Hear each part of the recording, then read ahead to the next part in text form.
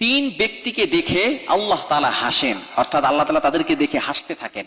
আল্লাহ তাআলা তাদের প্রতি সন্তুষ্ট হয়ে যান।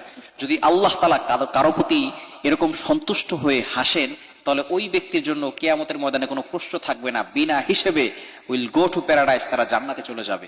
অর্থাৎ আপনি অনেককে হাসিয়েছেন, অনেকের মনে আনন্দ দিয়েছেন। আপনি কি আপনার সৃষ্টিকর্তা আল্লাহর মুখে কখনো হাসি ফুটাতে পেরেছেন? আপনি কখনো আল্লাহ তাআলাকে হাসাতে পেরেছেন? এই তিন শ্রেণীর মানুষকে দেখে আল্লাহ সুবহানাহু ওয়া তাআলা হাসেন এবং তাদের প্রতি সন্তুষ্ট হয়ে যান। আসুন এই তিনটি কোয়ালিটি আজকে আমরা আমাদের ভিতরে ফিট করবো, ইনশাআল্লাহ। করা যাবে না? আমরা এই তিনটি কোয়ালিটি আমাদের ভিতরে ফিট করব। নাম্বার ওয়ান, এক নাম্বার হচ্ছে আল্লাহ তাআলা যাদেরকে দেখে আসেন, সহিহ তারগীবের ভিতরে রয়েছে হাদিসটি। নবীজি সাল্লাল্লাহু আলাইহি সাল্লাম জানিয়ে দিয়েছেন, যে ব্যক্তির সুন্দর স্ত্রী আছে এবং সুন্দর বিছানা রয়েছে, সে চাইলে আনন্দ করতে পারে, সবকিছু আছে, তারপরেও সে রাতের বেলা শেষ রাতে উঠে সে ওযু করে পবিত্র হয়ে তারপরে সে আল্লাহর জন্য নামাজে দাঁড়িয়ে যায়। এই ব্যক্তির দিকে তাকিয়ে আল্লাহ সুবহানাহু ওয়া তাআলা হাসতে থাকেন। বলেন সুবহানাল্লাহ। কালিমা জি দ্বারা আপনি কল্পনা করতে পারছেন?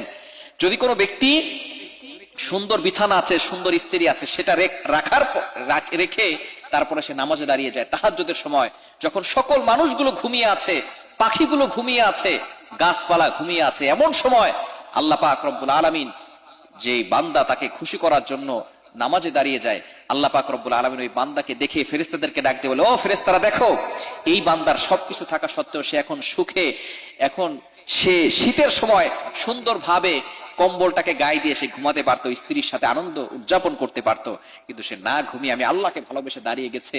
এই বান্দাকে দেখে আল্লাহ তাআলা হাসতে থাকেন এবং তার জন্য ফেরেশতাদের কাছে জান্নাতের জন্য গ্যারান্টি দিয়ে থাকেন। এজন্য অবশ্যই আমরা রাতের বেলা শেষ সময় তাহাজ্জুদ নামাজ পড়তে পারবো তো ইনশাআল্লাহ।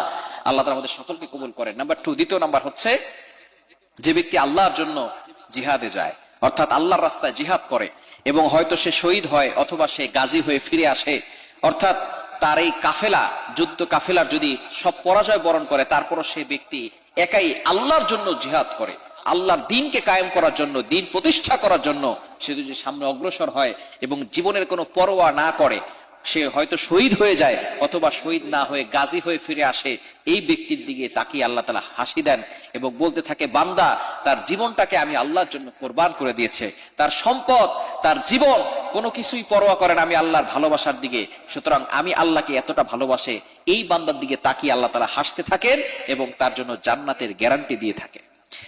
নাম্বার থ্রি, তৃতীয় নাম্বার হচ্ছে যে ব্যক্তি দুঃখে কষ্টে সফরে থাকা অবস্থায়ও, কাফেলার সঙ্গে সফরে আছে, দুঃখে আছে, কষ্টে আছে, তারপর সে আগে আগে ঘুম থেকে উঠে নামাজ পড়ে, সালাত কখনো মিস করে না, এই ব্যক্তির দিকে তাকিয়ে আল্লাহ তাআলা হাসেন।